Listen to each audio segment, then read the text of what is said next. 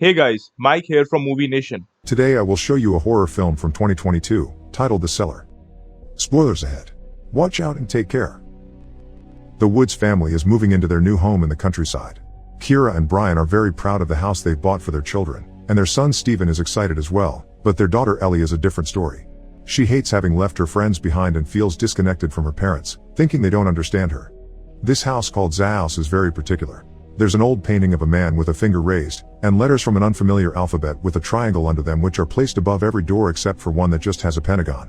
When they check out the cellar, they don't find it very interesting, but on their way out, the door gets closed before Ellie can leave. There's something wrong with the lock that won't let her open it again, and when she feels something in the dark approaching, she begins getting scared.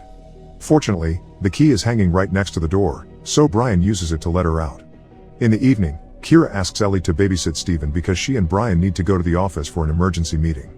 While Ellie is on the phone with an old friend, she suddenly gets jump scared by a strange figure. It's just Stephen, wearing a cloak and a weird-looking skull that he found in a hidden compartment in the rec room. The family hadn't known about this hidden compartment, so Ellie checks it out and finds a plaque in it that says Solvet Coagula, an old record player, and an abacus.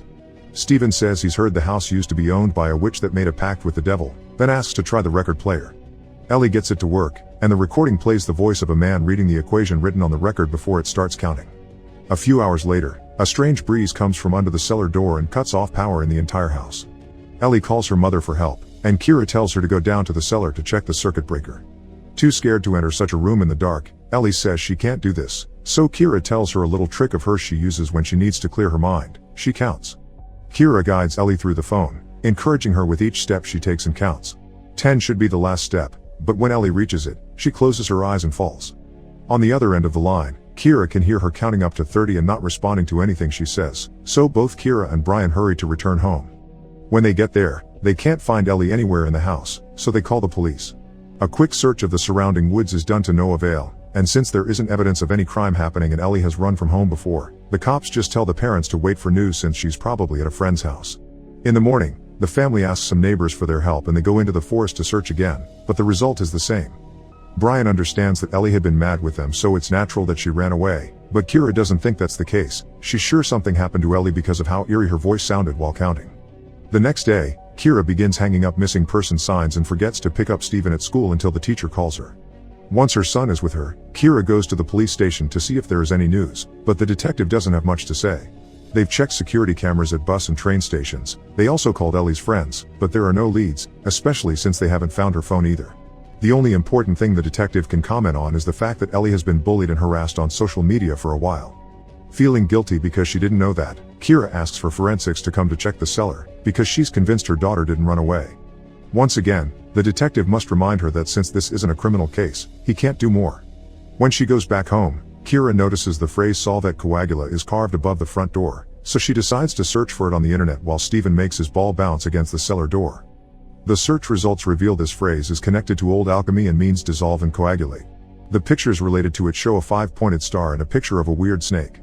With her curiosity piqued, Keira calls Stephen over, and her son joins her after dropping his ball near the cellar. Stephen tells his mom that nothing out of the ordinary happened the night Ellie disappeared. The only thing they did differently was to turn on the record player. Considering it unimportant, Keira puts her attention back on the computer to check Ellie's social media, where she finds out her daughter had gotten an anarchist tattoo that she never told her family about. Afterward, Keira decides to check the cellar again. She stares at the pentagon above the door for a moment before going inside with a light tube. This time, she notices there are Roman numbers on the steps and an equation at the end of it, matching the one on the record player. But the most shocking surprise comes when the tube's UV light reveals a bunch of disturbing faces painted on the wall. This is enough for the cops to finally send a forensics team, of which one of the men accidentally pushes Stephen's ball inside the cellar. Unfortunately, the cops don't find any other clues, and the only thing they can say is that the painting had been there since the 50s. When asked about the history behind the house, Brian explains they know nothing about it except that it used to belong to an old lady and they bought it very cheap. Night falls and the whole family goes to sleep, but Keira is woken up by Stephen, who is wet at his bed. After changing his sheets, Keira goes to the bathroom to listen to her daughter's voice on the answering machine to find a little comfort. But suddenly, Keira can hear the sound of Ellie's voice counting coming from somewhere else, the sink pipes. The voice can still be heard when she leaves the bathroom, so Keira follows it until she discovers it comes from the cellar. When she enters it, she accidentally kicks Stephen's ball, which begins falling down the stairs, and the sound of it bouncing goes on for much longer than it should take it to reach the last step. Keira turns on the light and goes downstairs too, but she doesn't see the ball anywhere. In the morning, Brian wakes up and finds Keira never came back to bed. He goes looking for her and finds her staring at the symbols above the doors. She also has the equation from the cellar written on a piece of paper. While he understands feeling useless, Brian doesn't think obsessing over some random symbols will help. Afterward, Keira calls her realtor to ask for information about the previous owner. Sadly, he only knows that she was the daughter of a well-known academic who owned the house originally, but he promises he'll try to find out more. Still wanting something to do, Keira begins taking pictures of the symbols above the doors before going to work. She sends the picture to her secretary and asks her to search for their meaning while she attends a meeting, but her worry doesn't allow her to pay much attention, so she leaves as soon as she arrives. On her way out, Keira is stopped by her secretary, who lets her know the symbols are Hebrew glyphs and they spell Leviathan, a sea creature from Jewish mythology. Keira goes to pick up Stephen at school and finds him bleeding because he got into a fight when one of his classmates said Ellie is dead. When they get home, Keira searches the internet for information on the Leviathan and finds the drawings match the serpent she had seen next to the Solvet Coagula article. Next, she decides to try the record player, and as the voice begins counting, the abacus in the rec room starts moving on its own. Stephen begins counting as well as he walks towards the hidden compartment, which is open on its own too. Fortunately, Keira hears him and turns off the record player before rushing to his son and stopping him. When questioned about what happened, Stephen shows no signs of remembering what he just did. Then, Keira goes to look at the painting of the man with his finger raised. She discovers that his name is John Featherston, and the Hebrew glyphs are written on the picture as well. Keira looks for his name on the internet and finds out his entire family had gone missing in this house except for the daughter. At that moment, a strange breeze comes out from under the cellar door, making the power go out. Stephen's voice begins crying out for help from behind the cellar door, so Keira rushes to get him out, but the lock is stuck and she can't find the key. When she looks through the keyhole, an animal eye stares back at her, and she jumps away only to find the real Stephen in the corridor. Suddenly, the cellar door opens on its own and the power comes back, revealing the key had been on the floor all along. Keira hangs the key again before entering the cellar using her phone's flashlight. The door closes behind her as soon as she comes in, so she asks Stephen for help, but he's too short to reach the key, so he must go grab a chair. While waiting, Keira tries to look into the cellar again and accidentally drops her phone, causing whatever is down there to start breathing heavily and come closer. This beast begins coming up the stairs and Keira is getting desperate to get out. Fortunately, Brian arrives just in time to let her out. Later, Keira tells Brian that she felt a presence down there and that her phone is gone. She also comments on the fact the Featherston family had gone missing like Ellie, but Brian thinks she's seeing things that aren't there. To help her calm down, Biran goes down to the cellar to look for her phone, but the only thing he finds is a ball of hair. The next day, Keira goes to the National College of Mathematics, which holds a Featherston wing, to talk to Dr. Remy Fournette, a genius mathematician. Keira gives him a piece of paper with the equation from the cellar, and when he reads it aloud, the lights flicker for a second. While solving the equation, Fournette tells her more about Featherston. This used to be his office, and he was a colleague of Erwin Schrödinger, the famous scientist that put a cat in a box and said it was both dead and alive. Featherston worked closely with Schrödinger until his son got sick and he disappeared from academic circles. What happened to him is a mystery, and the only person that knows is his daughter Rose, who Keira bought the house from, but Rose never talks about it because she never recovered. Fournette manages to make a graphic that represents the equation and thinks it represents other dimensions, but this is more complex than anything he's seen before. He'll need time to work on it, so he promises to call Keira with the results. Sometime later, Keira comes home with a new cell phone. As soon as she turns it on, she gets a call from Fournette, who says he's been trying to call her for a while and a strange voice kept picking up, only responding with counting. Then he explains he's spoken to a colleague about the equation, and he believes it's related to a branch of mathematics created by alchemists in the 12th century. It seems to be some sort of an incomplete sequence or an unfinished incantation, and it's definitely related to other dimensions. This colleague has also come across a similar equation before in a house in Belgium where the family vanished in thin air too. Brian comes to check on Keira while leaving Stephen alone in the rec room where the abacus is starting to move on its own again. Keira shows Brian the information she's gathered. Leviathan is the serpent of the abyss and the house is called Zaos, which is Greek for the void before time, also known as the abyss.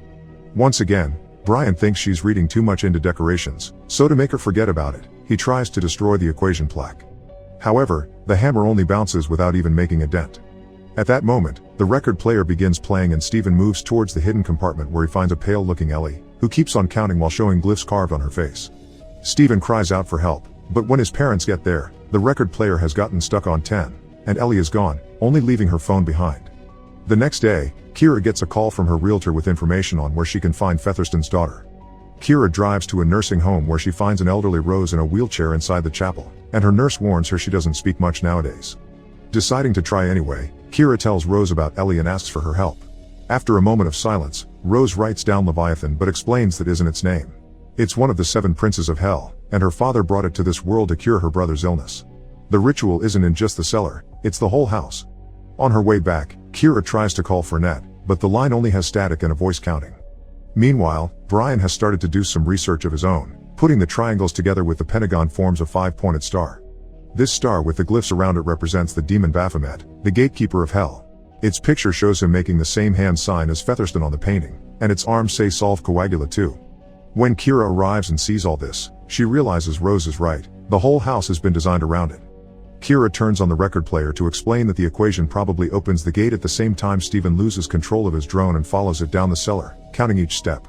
Baphomet is waiting for him at the bottom, and Steven screams as the power goes out. His parents quickly go after him but only find the drone, so they begin searching the house to no avail. When Steven's ball appears bouncing down the stairs, they start hearing a voice counting and follow it to find their son about to enter the hidden compartment. They take Steven away to check on him, discovering the boy is burning with fever. While Brian goes fetch some water, Keira tries to take off Steven's shirt, only to find a start carved on his chest. Suddenly, Steven says he remembers riding a horned beast before he begins counting again. Keira goes looking for Brian again and finds him standing in another room, counting down, and once he reaches 0, he announces it's here. The door to the cellar opens on its own and strong wind comes out of it as the sounds of Baphomet coming up can be heard. Keira runs to hide in another room, but the demon finds her, so she runs into the cellar with a flashlight in hand. The stairs have magically become much longer and there's a door at the end, so Keira runs towards it to escape the beast. She hides behind a wall at the bottom and waits for Baphomet to leave through the door before exploring the room. When she finds a tunnel, she crosses it and is shocked to find a huge open area filled with lost souls that are walking in line and counting. Among these souls is Ellie, who Keira finds thanks to her tattoo. Dragging her daughter with her, Keira returns to the stairs, trying to hurry because she can hear Baphomet coming after them, dropping the flashlight in the process. When they return to the house, the power is back on and Keira closes the cellar door to keep the beast inside. The family is all okay, so Keira tells them they should leave, but when she approaches the entrance, she finds her flashlight on the floor. As her family begins counting, Keira opens the door to find the long stairs on the other side. Soon Keira begins counting as well as the house is shown not to be in the woods anymore but on a desolated land.